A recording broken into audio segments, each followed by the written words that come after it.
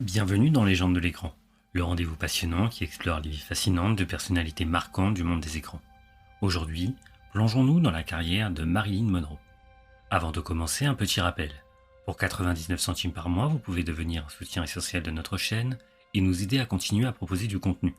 Votre souscription nous permettra de maintenir tout notre contenu gratuit pour tous, tout en réduisant au maximum les publicités. Il vous suffit de cliquer sur le bouton rejoindre pour faire partie de cette aventure. Merci infiniment pour votre soutien et bonne écoute. Norma Jane Watterson, future Marilyn Monroe, née le 1er juin 1926 à l'hôpital général de Los Angeles. Sa mère, Gladys Pearl Baker, voit le jour à Piedras Negras, au Mexique, au sein d'une famille modeste originaire du Midwest. Installée en Californie au début du siècle. À seulement 14 ans, Gladys épouse John Newton Baker, un homme violent de 16 ans son aîné. Ensemble, ils ont 2 enfants, Robert et Bernice. En 1923, Gladys obtient le divorce ainsi que la garde exclusive de ses enfants. Mais Baker les enlève peu après et part s'installer avec eux dans son Kentucky natal. Norma Jane ne découvre l'existence de sa demi-sœur Bernice qu'à l'âge de 12 ans et ne la rencontrera qu'à la fin de son adolescence. Après son divorce, Gladys travaille comme coupeuse de négatifs. En 1924, elle se remarie avec Martin Edward Motterson. Leur mariage ne dure que quelques mois, même s'il ne sera officiellement dissous que 4 ans plus tard. Bien qu'elle inscrive Motterson comme père sur l'acte de naissance de sa fille, la plupart des biographes de Monroe estiment qu'il est peu probable qu'il s'agisse de son véritable géniteur, leur séparation ayant eu lieu bien avant la conception de l'enfant. Selon Fred Giles et Lois Banner, il est plus probable que le père biologique soit Charles Stanley Gifford, supérieur de Gladys au studio RKO, avec qui elle aurait eu une liaison en 1925. Une analyse ADN réalisée en 2022 entre Monroe et un descendant de Gifford viendra appuyer cette hypothèse. Malgré l'instabilité mentale et financière de sa mère, les premières années de Norma Jane sont relativement sereines. Gladys confie sa fille en foyer d'accueil à un couple de chrétiens évangéliques, Albert et Ida Bolander. Elle y vit même pendant 6 mois, avant de devoir retourner en ville pour travailler. Elle rend alors visite à sa fille chaque week-end. À l'été 1933, Gladys achète une petite maison à Hollywood grâce à un prêt et y emménage avec sa fille, âgée de 7 ans. Elle partage la demeure avec des locataires, les acteurs George et Maud Atkinson, ainsi que leur fille Nellie. Mais en janvier 1934, Gladys sombre dans une grave crise psychotique. On lui diagnostique une schizophrénie paranoïde. Après un séjour dans une maison de repos, elle est internée à l'hôpital psychiatrique de l'État. Elle passera le reste de sa vie entre différents établissements médicaux, coupée presque totalement de sa fille. Norma Jane devient alors pupille de l'État. La tutelle de l'enfant et la gestion des affaires de Gladys sont confiées à une amie proche de la famille, Grace Goddard. Pendant les 16 mois suivants, Monroe continue de vivre chez les Atkinson. C'est durant cette période qu'elle aurait été victime d'abus sexuels, bien que cela n'ait jamais été confirmé avec certitude. Déjà d'un naturel timide, elle développe alors un bégaiement et se replie sur elle-même. À l'été 1935, elle passe brièvement par le foyer de Grace et de son mari, Erwin Doc Goddard, avant d'être hébergée successivement par 2 autres familles. En septembre de la même année, Grace décide de la placer dans un orphelinat de Los Angeles. Bien que l'établissement soit considéré comme un modèle du genre, nombre de ses camarades en parlent d'ailleurs en termes élogieux. Monroe, elle, vit cette période comme un abandon. Encouragée par le personnel de l'orphelinat, qui pense que la fillette serait plus épanouie dans un foyer familial, Grace devient sa tutrice légale en 1936. Pourtant, elle ne la fait sortir de l'établissement qu'à l'été 1937. Ce second séjour chez les Goddard ne dure que quelques mois. Doc est alors accusé d'avoir agressé Monroe. S'ensuit une série de placements éphémères chez des proches de Grace, dans différents foyers de Los Angeles et de Compton. C'est à cette époque que naît chez Monroe le désir profond de devenir actrice. C'est en septembre 1938 que Monroe trouve enfin un peu de stabilité. Elle emménage chez Hannah Lower, la tante de Grace. Elle est inscrite à l'école Emerson Junior High School et accompagne régulièrement Hannah au service religieux de la Christian Science. Elle se distingue par ses talents d'écriture et collabore au journal de l'école, bien qu'en dehors de cela, ses résultats scolaires restent moyens. En raison des problèmes de santé d'Hannah, Monroe retourne vivre chez les Goddard, à Van Nuys, au début de l'année 41. Elle commence alors à fréquenter le lycée local Van Nuys High School. Mais en 1942, l'entreprise qui emploie Doc Goddard le mute en Virginie occidentale. La législation californienne sur la protection de l'enfance interdit aux Goddard d'emmener Monroe hors de l'État. Faute de solution, l'orphelinat se profile à nouveau à l'horizon. Pour éviter cela, une décision est prise. Monroe quitte le lycée et épouse leur voisin, James Dougherty, un ouvrier de 5 ans son aîné. Le mariage est célébré le 19 juin 1942, peu après son 16e anniversaire. Mais très vite, Monroe réalise qu'elle et Dougherty ne sont pas faits pour s'entendre. Elle confiera plus tard qu'elle mourrait d'ennui pendant leur mariage. En avril 1944, James Dougherty est envoyé dans le Pacifique pour servir dans la marine marchande où il restera pendant près de 2 ans. Une fois son mari parti, Monroe s'installe chez ses beaux-parents et décroche un emploi à la Radioplane Company, une usine d'armement située à Von Nuys, afin de participer à l'effort de guerre. C'est à la fin de l'année 44 qu'elle fait une rencontre décisive. David Conover, photographe pour l'unité cinématographique de l'armée de l'air, est envoyé dans l'usine pour y prendre des clichés de femmes au travail, destinés à remonter le moral des troupes. Même si ces photos ne sont finalement pas utilisées, cette séance déclenche quelque chose chez Monroe. En janvier 1945, elle quitte l'usine et commence à poser pour Conover et d'autres photographes de son entourage. Bravant les critiques de sa belle-mère et l'opposition de son mari resté à l'étranger, Monroe prend son indépendance et signe, en août 1945, un contrat avec la Blue Book Model Agency. L'agence estime que sa silhouette correspond davantage aux canons du pin-up qu'à ceux de la haute couture. Elle est donc surtout engagée pour des publicités et des magazines masculins. Pour correspondre davantage aux standards de l'époque, elle fait lisser ses cheveux bruns naturellement bouclés et les teint en blond platine. Selon Emmeline Snivelli, la directrice de l'agence, Monroe se montre rapidement très ambitieuse et extrêmement investie. Dès le début de l'année 46, elle est déjà en couverture de 33 magazines. À cette époque, elle utilise parfois le pseudonyme de Jane Norman pour ses séances photos. Grâce à Snivelli, elle entre en contact avec une agence de talent et signe un contrat en juin 1946. Après un entretien infructueux chez Paramount, elle obtient un test caméra chez Century Fox grâce à Ben Lyon, un des dirigeants du studio. Le patron de la Fox, Daryl Zanuck, reste sceptique, mais pour éviter qu'elle ne parte chez le concurrent RKO, il accepte de lui faire signer un contrat standard de 6 mois. C'est au cours de cette période, à l'été 1946, qu'elle adopte le nom de scène Marilyn Monroe. Marilyn est choisie par Ben Lyon, qui trouve en elle un air de la comédienne de Broadway, Marilyn Myler. Monroe est le nom de jeune fille de sa mère. En septembre 1946, elle divorce officiellement de Dougherty, qui n'avait jamais accepté sa volonté de devenir actrice. Durant ses 6 premiers mois chez Fox, elle suit des cours de théâtre, de chant et de danse, tout en s'imprégnant du fonctionnement des studios. Son contrat est renouvelé en février 1947, et elle obtient enfin ses premiers petits rôles, dans les films Dangerous Years, Scuda, Ho, Scuda, Hey. Le studio l'inscrit également à l'Actor Laboratory Theatre, une école réputée qui enseigne les techniques de jeu inspirées du groupe théâtre. Monroe dira plus tard que c'est là qu'elle a eu un premier aperçu de ce que pouvait être le vrai jeu d'acteur, dans un vrai drame, et qu'elle en était devenue accro. Mais malgré sa passion, ses professeurs la jugent encore trop réservée et fragile pour percer dans le métier. En août 1947, la Fox choisit de ne pas renouveler son contrat. Monroe retourne alors au mannequinat, tout en multipliant les petits boulots dans les studios de cinéma. Monroe était résolue à réussir dans le métier d'actrice. Elle poursuivit donc sa formation à l'Actor Lab, toujours avide d'apprendre. Elle décrochera un petit rôle dans la pièce Glamour Preferred, jouée au Bliss Hayden Theater, mais la production fut interrompue après seulement quelques représentations.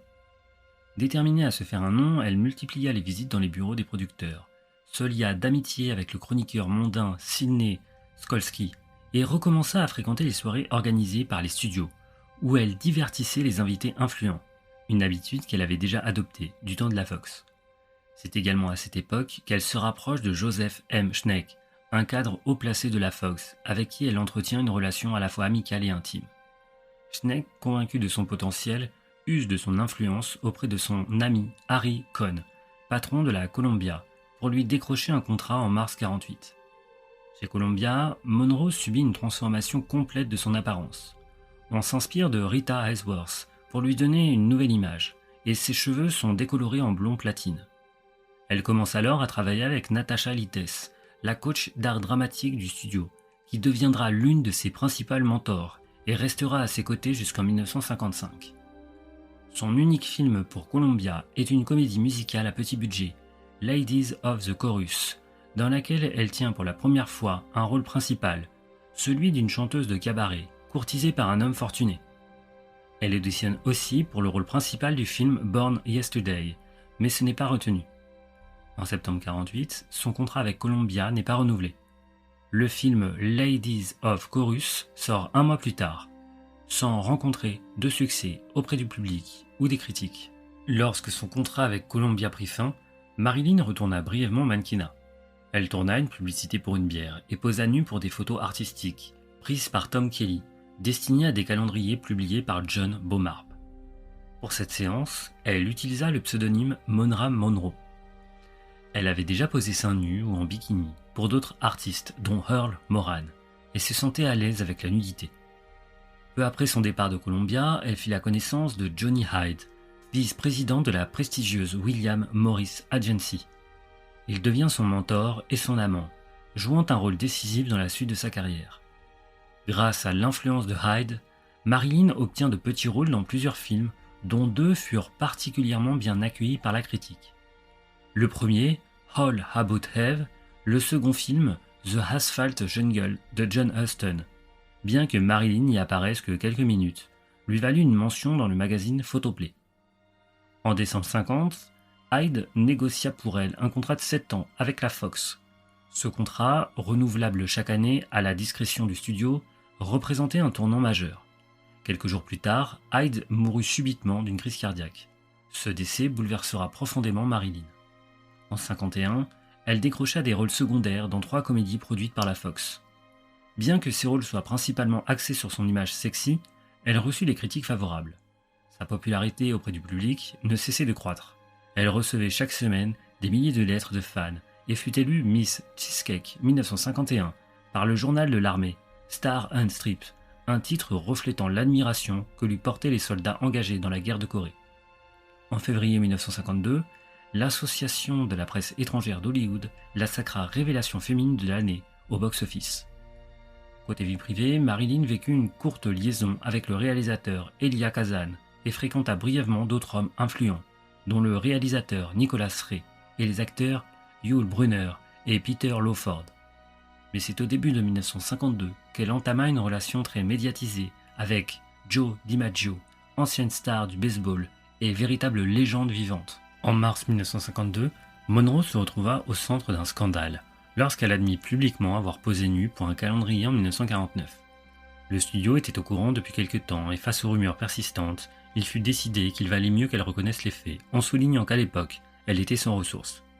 Cette stratégie suscita l'empathie du public et renforça son image. Sa popularité grimpa en flèche, tout comme l'intérêt pour ses films, où elle commença à apparaître en tête d'affiche.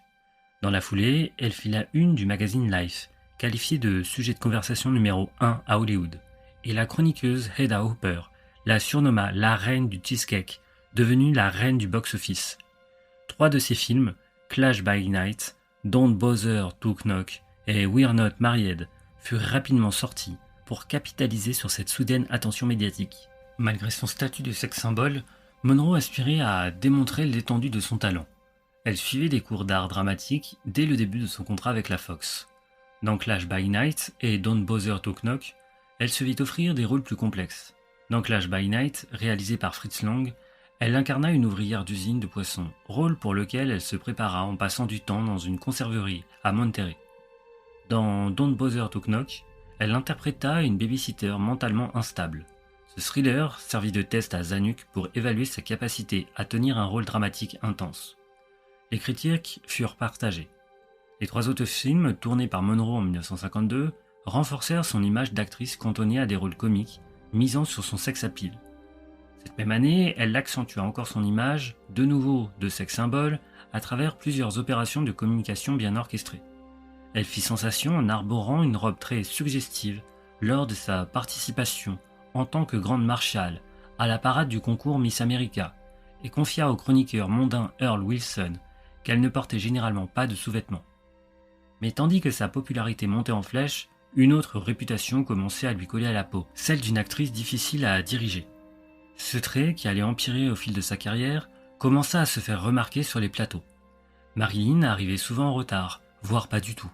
Elle oubliait ses répliques, demandait de multiples prises jusqu'à être satisfaite, et s'en remettait lourdement à ses coachs personnels, d'abord Natasha Littes, puis Paula Strasberg, aux grandes dames de plusieurs réalisateurs. Cette instabilité a été attribuée à un mélange complexe de perfectionnisme exacerbé, d'estime de soi fragile et du trac profond. Elle supportait mal le manque de contrôle qu'elle ressentait sur les tournages, un contraste frappant avec les séances photo où elle pouvait improviser, orienter sa performance et s'exprimer plus librement. Pour calmer son anxiété et combattre son insomnie chronique, elle commença à consommer des barbituriques, des amphétamines et de l'alcool, une spirale qui, bien que contrôlée dans un premier temps, s'aggrava jusqu'à une réelle dépendance quelques années plus tard, en 1956.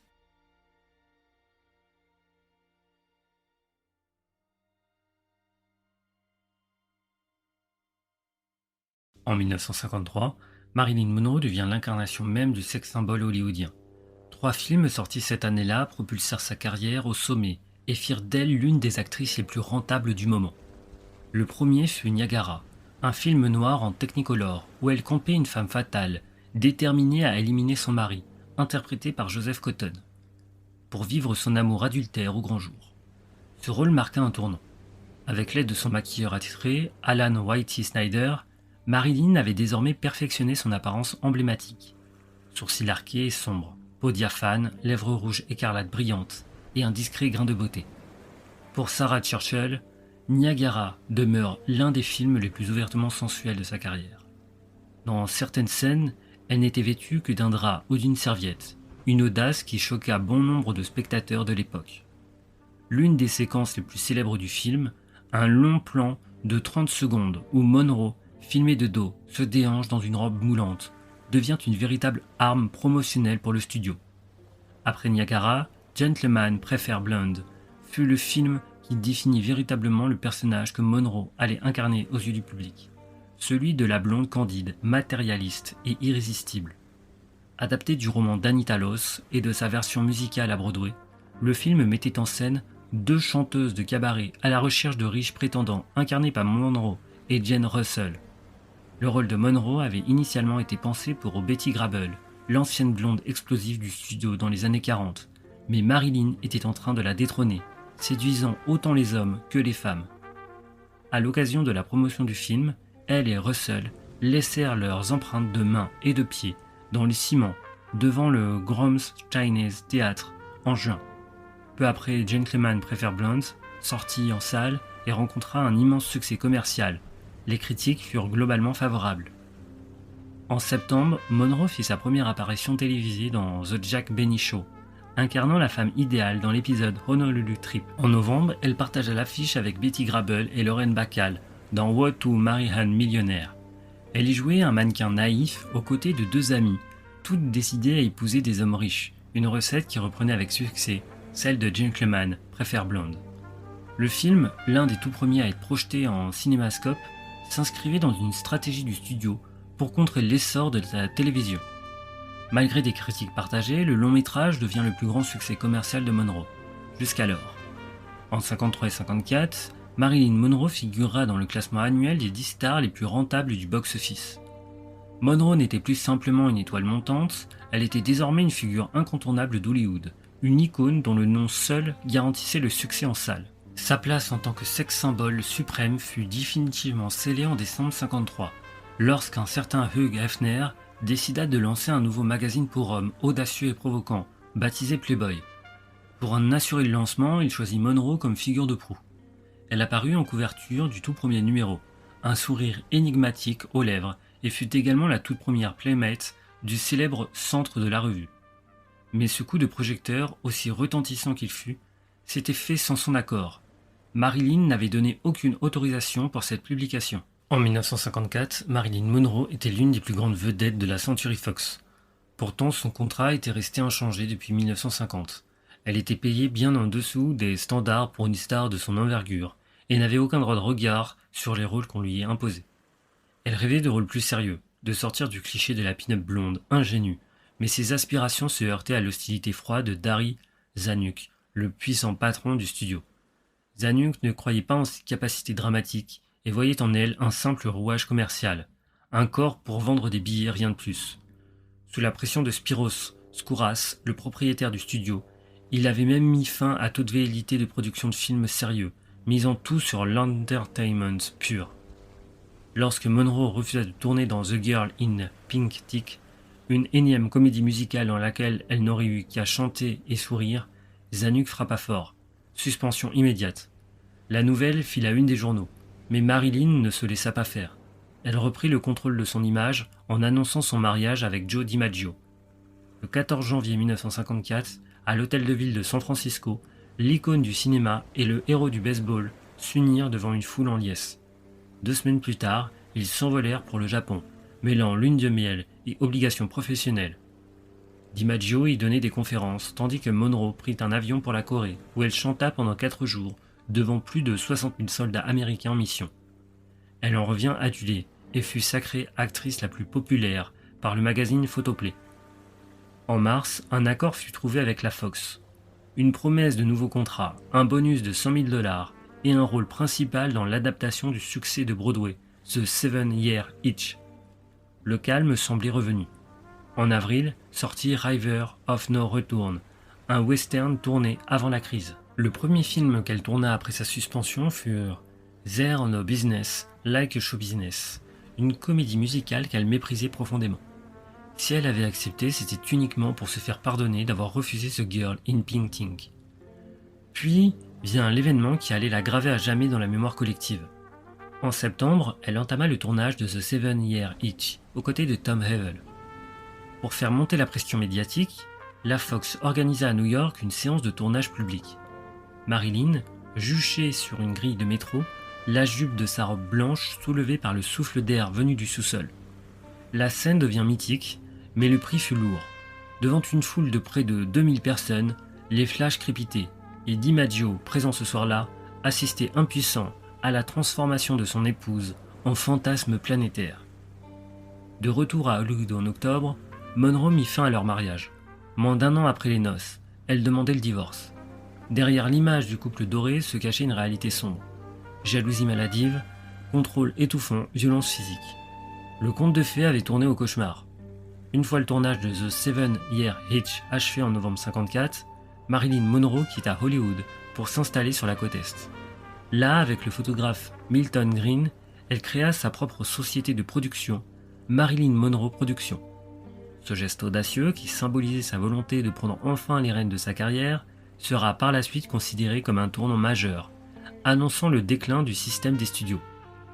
Fatiguée des rôles stéréotypés de sex-symboles qu'on lui imposait sans cesse, Monroe déclara publiquement qu'elle n'était plus liée contractuellement à la Fox, que le studio n'avait pas respecté ses engagements, notamment le paiement de son bonus promis.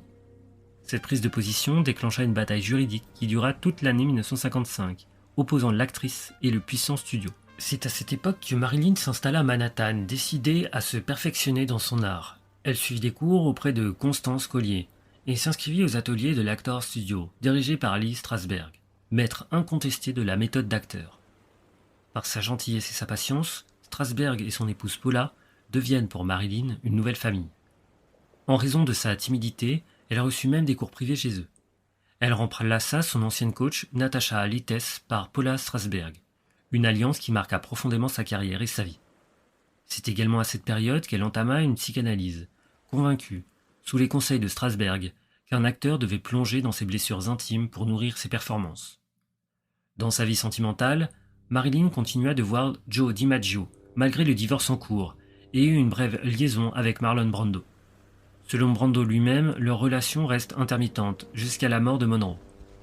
Plus sérieusement, elle entama une histoire d'amour avec le dramaturge Arthur Miller. Leur couple prit de l'importance après octobre 1955, date à laquelle le divorce avec DiMaggio fut officialisé, et Miller quitta sa femme, Mary Slattery.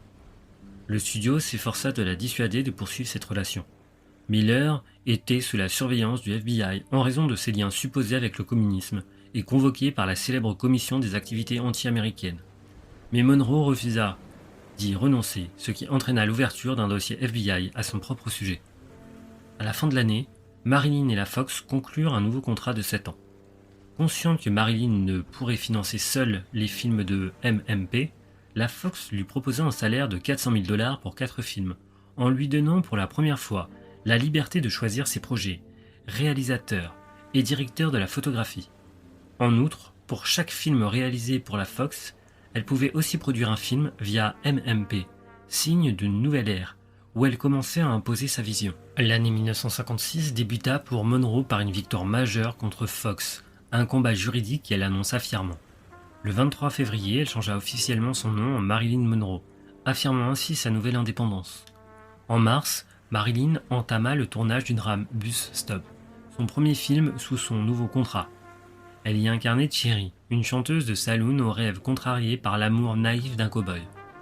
Pour ce rôle, elle a pris un accent typique des Ozarks, choisit un maquillage et des costumes dépourvus du glamour habituel, et adopta un jeu intentionnellement simple, même dans le chant et la danse. Joshua Logan, un metteur en scène de Broadway, accepta de la diriger, malgré ses doutes initiaux sur son talent d'actrice et sa réputation de partenaire difficile. Le tournage, réalisé en Idaho et en Arizona, vit Marilyn exercer une autorité technique en tant que chef de sa société de production, MMP. Logan dut s'adapter à ses retards chroniques et à son perfectionnisme. Cette collaboration changea profondément son regard sur elle. Il compara même Marilyn Monroe à Charlie Chaplin pour sa capacité à mêler comédie et tragédie. Sorti en août 1956, Bus Stop fut un succès critique et commercial. Sa prestation lui valut une nomination aux Golden Globes dans la catégorie meilleure actrice dans un rôle musical ou comique. Au même moment, Marilyn entama le tournage de la première production indépendante de MPP, The Prince and the Showgirl, au studio Pinewood en Angleterre. Basé sur une pièce de théâtre de Terence Rattigan, le film était coproduit et dirigé par Laurence Olivier, qui devait aussi y jouer. La production fut marquée par de nombreux conflits. Oliver, qui avait également joué dans la pièce originale, exaspéra Marilyn par ses remarques condescendantes, notamment le fameux « Tout ce que tu as à faire, c'est d'être sexy » et son insistance à vouloir qu'elle reproduise l'interprétation de Vivian Leigh sur scène. Il n'appréciait pas non plus la présence constante de Paula Strasberg, la coach d'actrice de Marilyn, sur le plateau. Marilyn adopta une attitude de défi devenant difficile et arrivant souvent en retard, expliquant plus tard que si on ne respecte pas ces artistes, ils ne peuvent pas bien travailler. La production de The Prince and the Showgirl ne fut pas sans difficulté pour Marilyn Monroe. Sa dépendance aux médicaments s'aggrava. Par ailleurs, des tensions éclatèrent avec Milton Green au sujet de la gestion de leur société de production, Marilyn Monroe Productions. Malgré ces obstacles, le tournage s'acheva dans les délais à la fin de l'année 56. À sa sortie en juin 57, le film reçut un accueil mitigé et ne rencontra pas le succès escompté auprès du public américain. En revanche, l'Europe lui réserva un meilleur accueil, récompensant Marilyn par le prestigieux David di Donatello en Italie. De retour d'Angleterre, Marilyn prit une pause de 18 mois pour se consacrer à sa vie familiale. Avec Arthur Miller, elle partageait son temps entre New York, le Connecticut et Long Island. Malheureusement, sa santé fut fragilisée. En 1957, elle fit une grossesse extra-utérine, suivie d'une nouvelle fausse couche, un an plus tard, des complications probablement liées à son endométriose. Ces épreuves furent accentuées par un bref séjour à l'hôpital, conséquence d'une overdose de barbiturique. Par ailleurs, les dissensions avec Green sur la gestion de MPP persistèrent, poussant Marilyn à racheter la part de son associé pour prendre le contrôle total de l'entreprise. En juillet 58, Marilyn fit son retour à Hollywood pour tourner aux côtés de Jack Lemmon et Tony Curtis dans la comédie de Billy Wilder, Certains l'aiment chaud. Elle considérait le rôle de Sugar Cane comme une nouvelle incarnation de la blonde idiote, mais accepta sous les encouragements de Miller et la promesse de toucher 10% des bénéfices du film en plus de son salaire.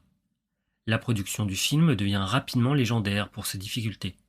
Marilyn exigeait de nombreuses prises, oubliait ses dialogues et ne suivait pas toujours les indications du réalisateur.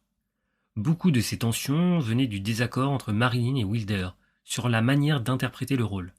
Elle provoqua la colère du réalisateur en demandant de nombreuses modifications de ses scènes, ce qui amplifia sa peur de la scène.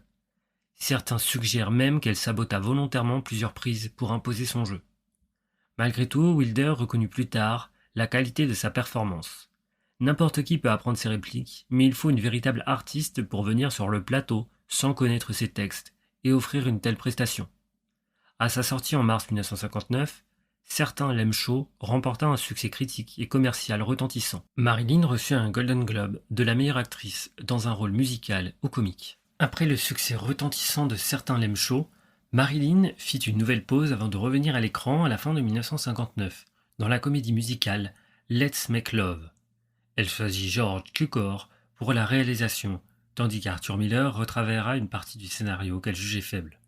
Elle accepta ce rôle principalement pour honorer son contrat avec Century Fox, qu'elle avait tardé à respecter. La production fut retardée par ses fréquentes absences sur le plateau. Pendant le tournage, une liaison avec son partenaire à l'écran, Yves Montand, fit grand bruit et fut largement exploitée par la presse pour faire la promotion du film. À sa sortie en septembre 60, Let's Make Love ne connut pas le succès escompté. Truman Capote tenta de la faire engager pour le rôle de Holly Golightly dans l'adaptation de Breakfast at Tiffany's, mais la production préféra Audrey Hepburn, craignant que Marilyn ne complique le tournage. Le dernier film achevé par Monroe fut The Misfits, écrivi par Miller, spécialement pour elle, dans l'espoir de lui offrir un rôle dramatique à sa mesure. Elle y incarnait Roselyne, une femme fraîchement divorcée qui se lie d'amitié avec 3 cow-boys vieillissants, incarnés par Clark Gable, Haley Wallach et Montgomery Clift. Le tournage dans le désert du Nevada entre juillet et novembre 60 fut particulièrement éprouvant. Le mariage entre Marilyn et Miller était déjà sur le déclin. Miller ayant entamé une liaison avec la photographe du plateau Inge Moratz. Monroe vivait mal que le personnage de Roselyne soit en partie inspiré d'elle et qu'il soit jugé inférieur au rôle masculin. Elle peinait aussi avec la manie de Miller de réécrire les scènes la veille du tournage. Sa santé déclina rapidement, souffrant de calculs biliaires. Sa dépendance aux médicaments était telle que son maquillage devait souvent lui être appliqué alors qu'elle était encore sous l'effet des barbituriques. En août, le tournage fut interrompu pour qu'elle puisse suivre une cure de désintoxication d'1 semaine à l'hôpital. Après la fin du tournage, Marilyn et Miller se séparèrent et elle obtient un divorce au Mexique en janvier 61. Le film The Misfits sortit le mois suivant, mais ne connut pas le succès au box-office.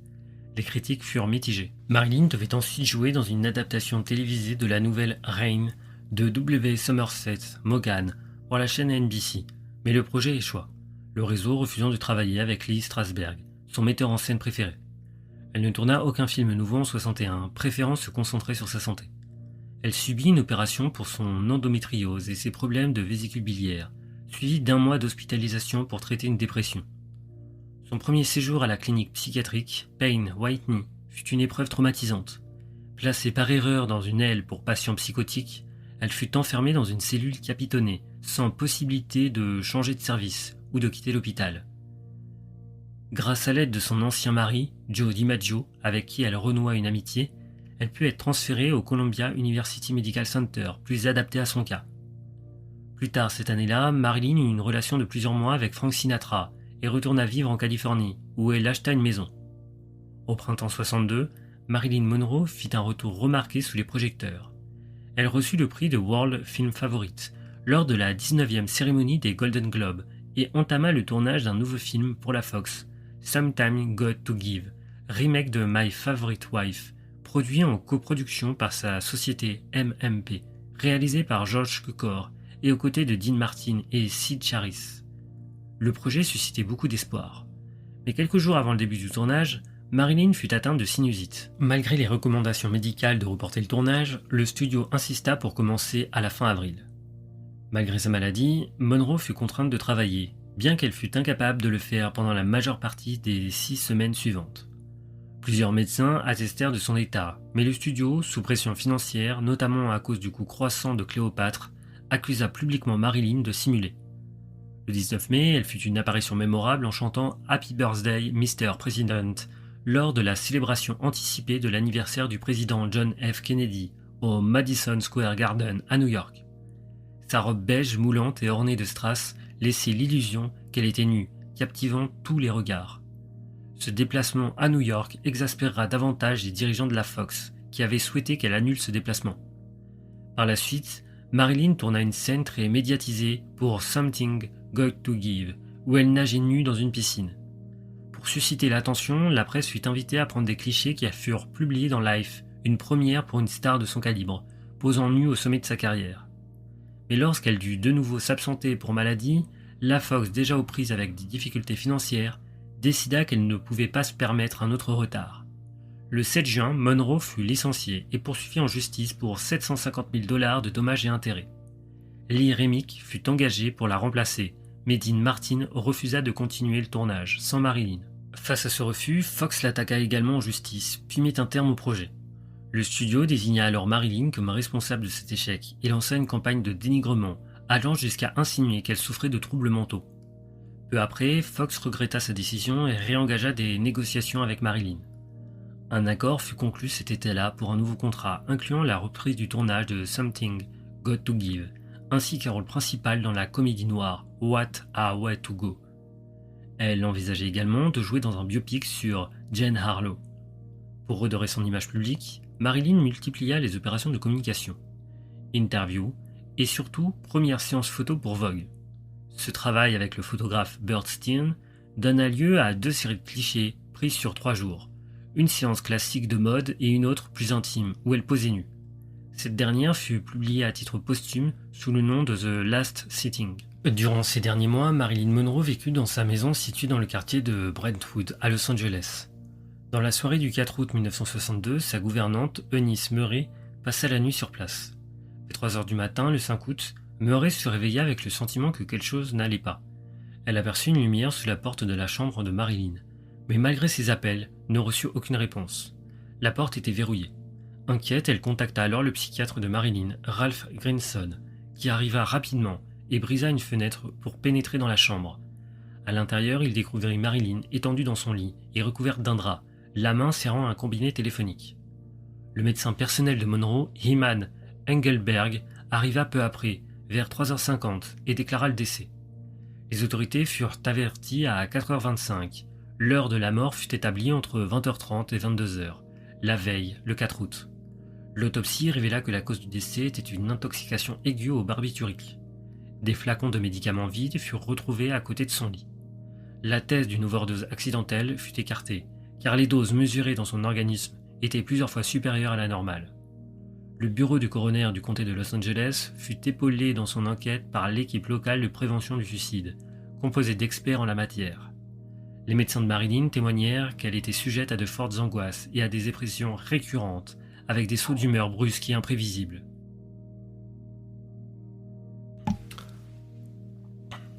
Ils confirmèrent également qu'elle avait déjà fait plusieurs overdoses dans le passé, peut-être volontaires. Face à ces éléments et en l'absence de tout signe de violence ou d'intervention extérieure, le coroner adjoint Thomas Noguchi classa officiellement la mort de Monroe comme un probable suicide.